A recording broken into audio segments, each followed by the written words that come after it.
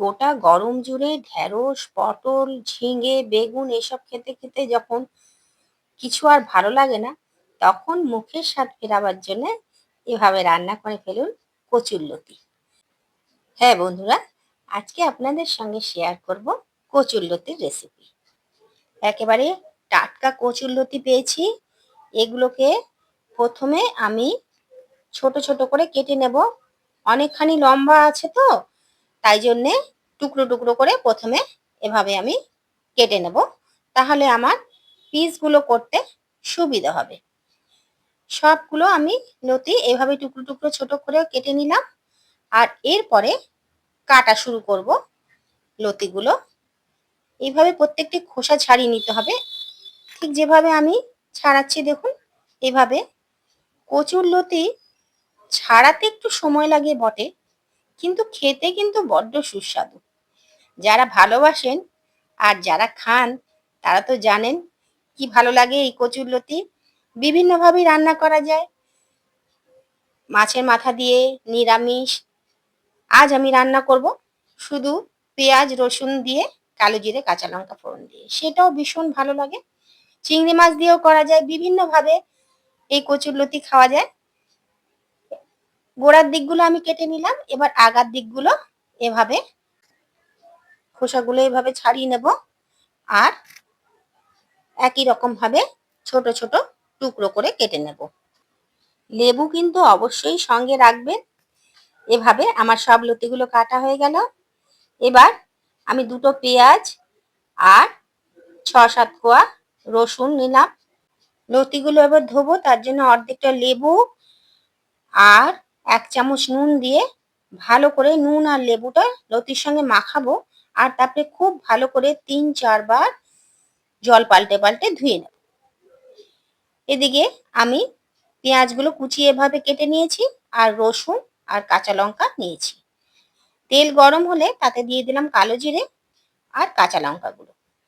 সুন্দর একটু ভাজা ভাজা গন্ধ বেরোলে দিয়ে দেব রসুন কুচনোগুলো। রসুন কুচনোগুলো একটু ভাজা ভাজা গন্ধ হবে, মানে কাঁচা গন্ধটা চলে যাওয়া অবধি অপেক্ষা করতে হবে রসুনের। আর তারপরে আমি কুচনো পেঁয়াজগুলো দিয়ে দেব। পেঁয়াজটা আমি খুব বেশি ভাজবো না, কালার চেঞ্জ হওয়া অবধি। এভাবে বাদামি রং হলেই আমি এরপরে কচুরলতিগুলো এর মধ্যে দিয়ে দেব। খুব ভালো করে পেঁয়াজ রসুন ভাজার সঙ্গে কচুরলতিগুলো ভালো করে মিশিয়ে দেব। আর দিয়ে দেব ১ চামচ নুন আর ১/২ চামচ হলুদ। এবার গ্যাসের ফ্লেম হাইতে রেখে মিনিট ২-৩ আমি নাড়াচাড়া করে নেব। তারপরে গ্যাসের ফ্লেমটা একদম লো করে দেব আর ঢাকা দিয়ে রেখে দেব মিনিট ১৫। মিনিট ১৫ পরে ঢাকা খুলবো। এবার দেখে নেওয়া যাক সেদ্ধটা কিরকম হয়েছে। গোড়ার দিকটা এখনো অবধি একটু শক্ত আছে, তাই আমি আরো ১৫ মিনিট ঢাকা দিয়ে একদম লো ফ্লেমে রেখে দেব। ১৫ মিনিট পরে ঢাকনাটা খুলবো। আশা করি এবার সেদ্ধটা হয়ে গেছে। হ্যাঁ, এবার কিন্তু সেদ্ধটা হয়ে গেছে।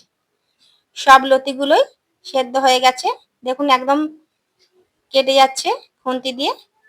কাজেই এবার আমি এর মধ্যে দিয়ে দেব ১ টেবিল স্পুন মতন সুজি আর ১/২ টিস্পুন চিনি। এরপর আমি এতে দিয়ে দেব ১ টেবিল স্পুন মতন লেবুর রস। লেবুর রসটা দিলে গলা ধরার ভয়ও থাকে না, আর গন্ধটাও খুব ভালো হয়। সুজিটা দিয়ে এই জন্যে যে জলটা যাতে তাড়াতাড়ি টেনে যায়। কচুরলতিতে তো জল দিতে লাগে না, সে নিজের জলেই সেদ্ধ হয়ে যায়, যা জল বেরোয়। তো সুজিটা দিয়ে দিলে খুব তাড়াতাড়ি জলটা টেনে যায়, যেইটুকু রস থাকে সেটাও টেনে যায়। এবার আমি দিয়ে দিলাম ১ বড় টেবিল স্পুন সর্ষের তেল। সমস্তটা ভালো করে মিশিয়ে দেব। আপনারা কিন্তু চাইলে লতিটা গোটা গোটাও রাখতে পারেন, তবে পেঁয়াজ রসুন দিয়ে এভাবে রান্না করলে, যেহেতু আমাদের বাড়িতে সবাই এভাবেই ভালোবাসে সমস্তটা মিশিয়ে দিলে, সেই জন্যে আমি এভাবেই রান্না করি। আমার রান্নাটা হয়ে গেছে, কড়াই ছেড়ে দিচ্ছে দেখুন।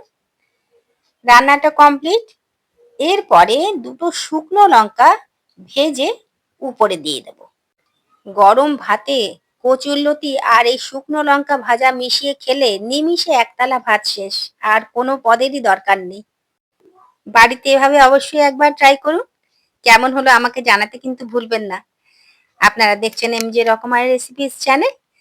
দেখা হবে আবার পরের ভিডিওতে। নিয়ে চলে আসবো কোনো নতুন রেসিপি। সকলে ভালো থাকবেন, সুস্থ থাকবেন। নমস্কার।